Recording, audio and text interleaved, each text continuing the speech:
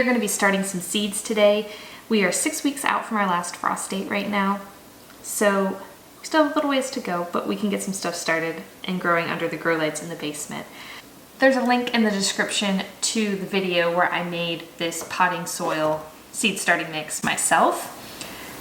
It can get pretty pricey to buy pre-mixed bags of seed starting mix, so it's definitely an affordable option to make it yourself. So we're going to be starting some stuff today from seed. We are going to be doing some Pampas Plume flowers, red Garnet Amaranth, some gourds, some Apricot Aster. I'm going to do some hollyhocks, experiment with that a little bit. Some Strawflower, this is a mix. And then I also have some different spices. So let's get started. First up, we are going to be planting some tomatoes. Now these tomato seeds, this is a sweet cherry tomato. They're very tiny, so you don't have to plant them very deep at all. I just use my finger and poke a little hole. Maybe about halfway up my fingernail. Again, it doesn't have to be very precise. And I'm just going to pinch 2 in each. That way if something doesn't germinate, we have some backups.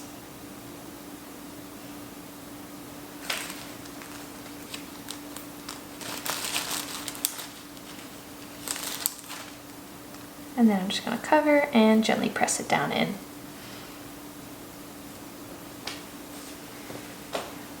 Be sure to label as you go, otherwise you may forget what you put where. I know I definitely do. I'm using this garden marker. In years past, I've used a Sharpie, and it worked fine for a little while, but then the Sharpie would fade as I got water and sun on them, and I could no longer read what was planted where once I put them out into the garden.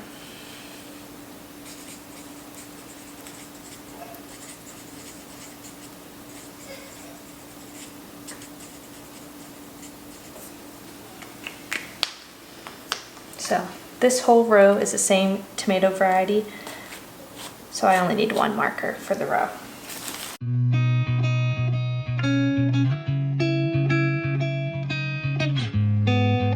Next, we're going to start the Strawflower Tall Double Mix from Baker Creek. Strawflowers are often called an everlasting flower because they retain their color and their shape once they're dried. You can see these seeds here. They need light to germinate, so you don't want to bury them beneath the surface. I'm going to scatter just a couple on the top. I want to kind of sow them thickly, and I can transplant them. I might separate them out. I'm sowing 2 rows here of the Strawflowers because I think they're just so pretty, and I'll probably be direct seeding some into the garden as well later on. And then I'm just going to gently press with my finger to make sure there's good contact between the seed and the soil.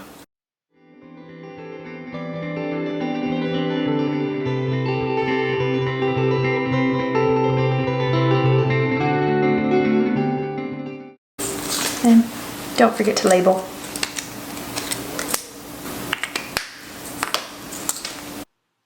Next up, let's do some red Garnet Amaranth. I'm excited to try this year. It produces a quinoa-like grain.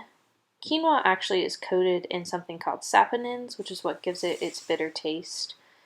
But amaranth is supposed to have a similar taste, just without the bitterness. And you can also eat the amaranth leaves like spinach. So I think it'll be good to have in the garden. The reason I'm including it in this flower section is because I plan on using it in bouquets as well, because I think it'll be pretty with arrangements.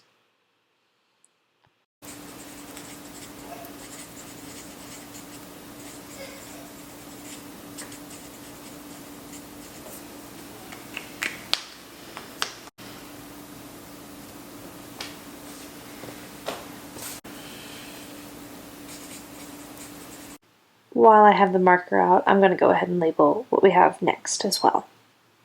We're going to be doing some Pampas Plume up next.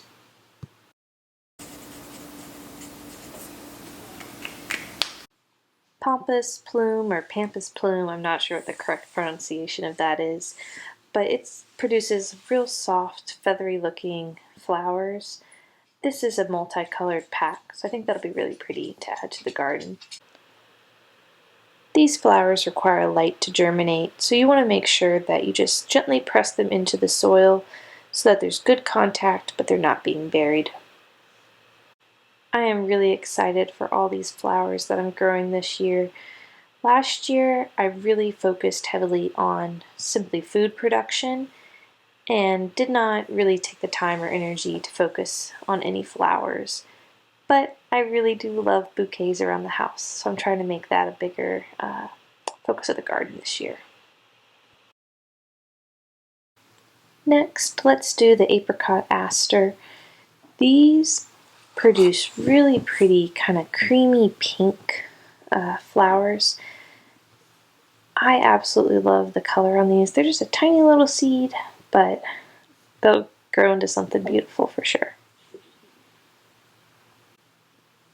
Unlike the Pampas Plume, you do want to go ahead and bury these ones into the soil. So I'm just going to poke a little hole and sprinkle a few in each hole. One of the great things about starting from seeds that I really enjoy is the varieties you're able to choose from. When you go to the store and just try to buy flowers, you won't often see all these different varieties available. It really opens up a wide range of unique and different flowers and vegetables that you can pick from. It's so fun to try and experiment and see what you like.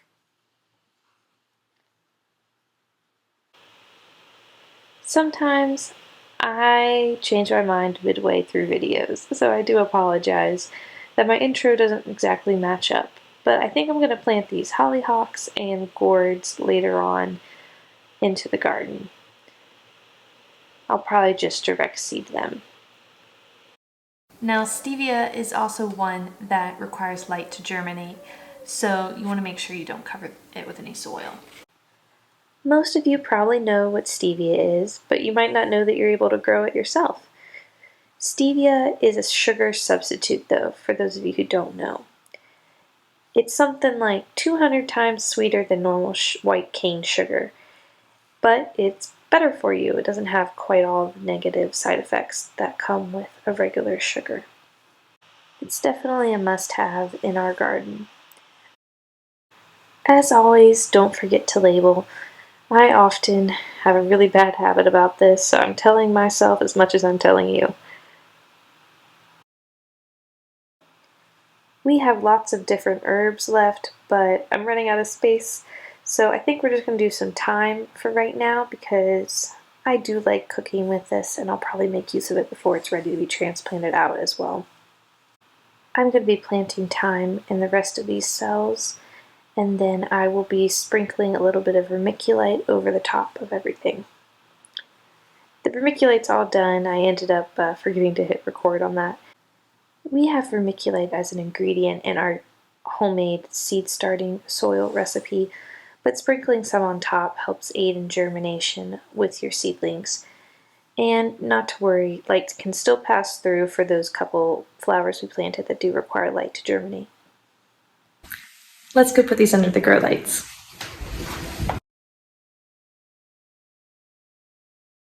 I've got the seeds under the grow lights now. The last thing I do is I just put a little bit of a humidity dome on top of some of them.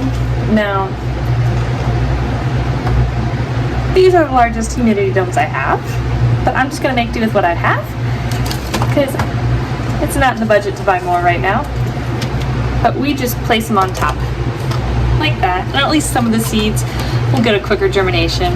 They'll probably all do just fine, but at least we will, hold on. Sometimes these get really stuck together.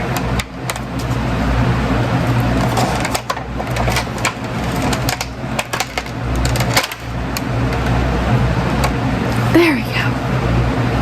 they were very stuck together. So the humidity dome just helps kind of speed the germination process along. And they have, yeah, one more right there that we can put on. So even though these are smaller, it does the trick. Now we just have to wait and be patient. Just to show you my grow light setup. This is our little grow rack setup. This rack's from Costco, and we have these T5 Borelli lights.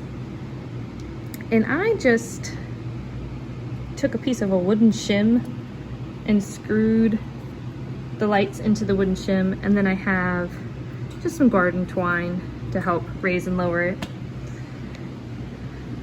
Yeah, and then we have a little space heater going and a box fan to help hard them off a little bit. Once again, this is Cara with Bluebird Homestead. Thank you so much for joining us today as we started some seeds. Hope you all have a great rest of your day.